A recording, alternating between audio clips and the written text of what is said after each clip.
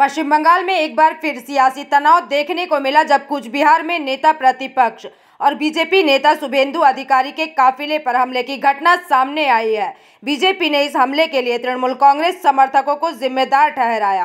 प्राप्त जानकारी के अनुसार शुभेंदु अधिकारी मंगलवार को कूच बिहार में एसपी को एक ज्ञापन सौंपने जा रहे थे। इस दौरान उनके काफिले को खगराबाड़ी चौराहे के पास विरोध का सामना करना पड़ा। बताया जा रहा है कि दोपहर लगभग 12:35 पर टीएमसी झंडे और काले झंडे लिए प्रदर्शनकारियों की भीड़ वहां जमा हो गई। उन्होंने वापस जाओ के नारे लगाए और अधिकारी के काफिले पर जूते फेंके। इस घटना में काफिले की गाड़ी की खिड़की का शीशा भी टूट गया, जिसमें एक पुलिस एस्कॉर्ट वाहन भी शामिल था। वहीं घटना का एक वीडियो भी सामने आया है जिसमें अधिकारी के काफिले को काले झंडे दिखाए जा रहे हैं। बीजेपी ने आरोप लगाया कि इस पूरी घटना के दौरान पुलिस मूक दर्शक बनी रही और कोई कार्रवाई नहीं की गई। बता दें कि शुभेंदु अधिकारी ने राज्य में फर्जी वोटरों को लेकर भी चिंता जाहिर की है। उनका कहना है कि जैसे बिहार में चुनाव आयोग को राज्य सरकार का पूरा सहयोग मिल रहा है और वोटर लिस्ट को शुद्ध किया गया है, उसी तरह बंगाल में भी चुनाव आयोग को विशेष गहन पुनरीक्षण प्रक्रिया अपनानी चाहिए। उन्होंने कहा कि बंगाल की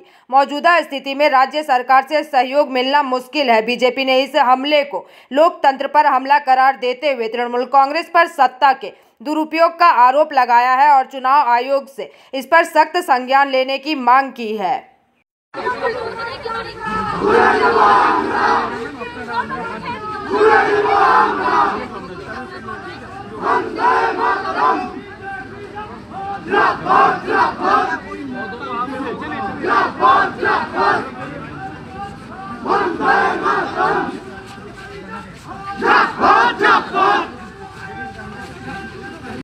যারা বাংলা ভাষীদের আক্রমণ করবে, মানুষ যেমন সোচ্চার হয়েছে, সবচাইতে বড় কথা যারা বাংলা ভাষাকে আক্রমণ করবে শুভেন্দু অধিকারী তাদের কথায় কোনো কথায় নিস্তার নেই। তাদেরকে কালো পতাকা দেখানো হবে, তাদের বিরুদ্ধে মুখ্যমন্ত্রী বিক্ষোভ মমতা দেখানো হবে। বন্দ্যোপাধ্যায়কে গালমন্দ করেন। তারা যেখানে যাবে সেখানেই বন্দ্যোপাধ্যায়ের উপর আমাদের প্রতিবাদ হবে। বিশেষ করে কুচবিহারের মাটিতে, কুচবিহারের বেশিরভাগ মানুষ অত্যাচারিত হচ্ছে বিভিন্ন রাজ্যে, বিজেপি শাসিত রাজ্যে।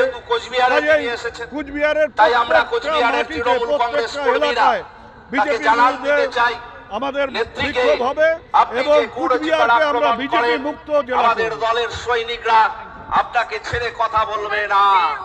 আপনারা জয় বাংলা ধ্বনি উত্তেজিত করা, এটা হচ্ছে তার টার্গেট।